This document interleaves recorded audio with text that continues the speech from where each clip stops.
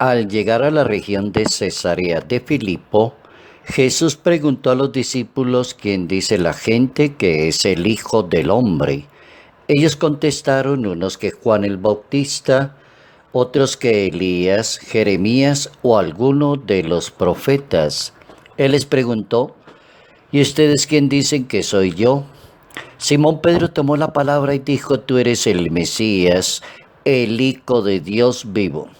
Jesús le respondió, dichoso tú, Simón, hijo de Jonás, porque eso no te lo ha revelado nadie de carne, sino mi Padre que está en el cielo. Evangelio según San Mateo, capítulo 16, versos 13 al 19. La cátedra del apóstol San Pedro. ¿Cómo pensar hoy acerca de la importancia de la cátedra del apóstol San Pedro, del primer papa, de la persona que se distinguió, de un convertido que iba progresivamente conociendo la palabra de su maestro? Pedro, imagen, primer papa, primer apóstol, el hombre que Dios le confió su iglesia. Notas amables a la palabra de Dios, sábado 22 de febrero, año 2020.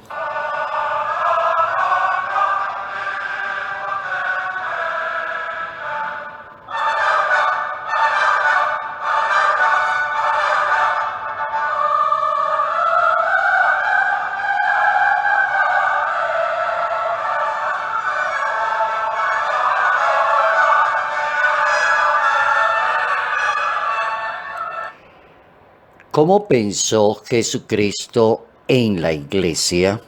Que iba a ser como la imagen perfecta de el deseo de Dios.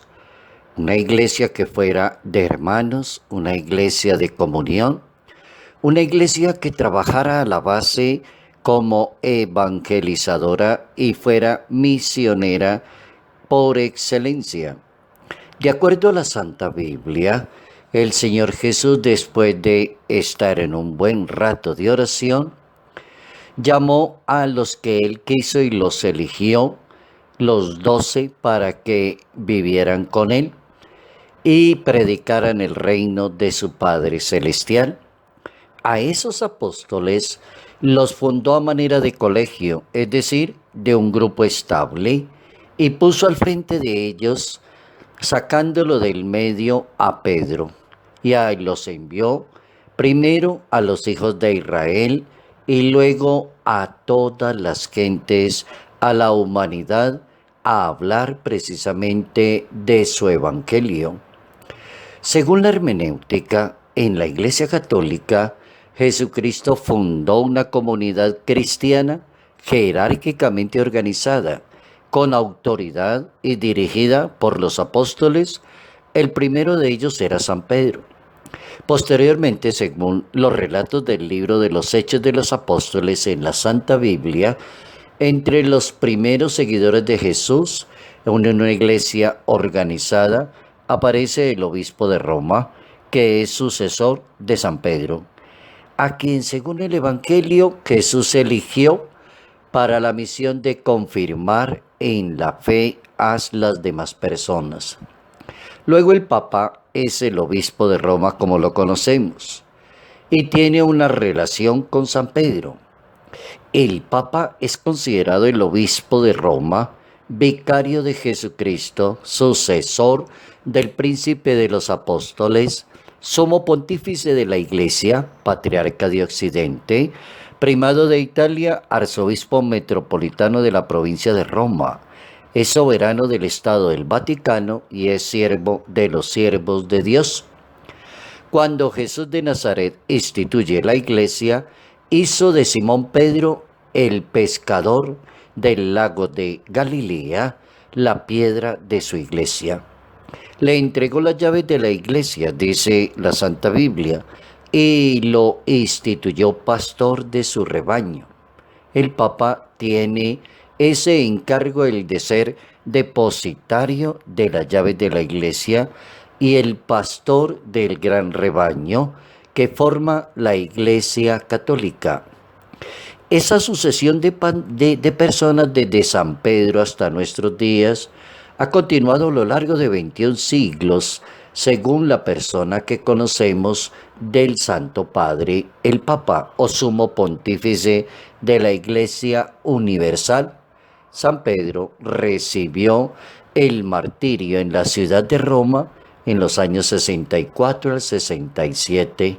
Así que Roma, pues, es la ciudad de los papas, es la sede papal.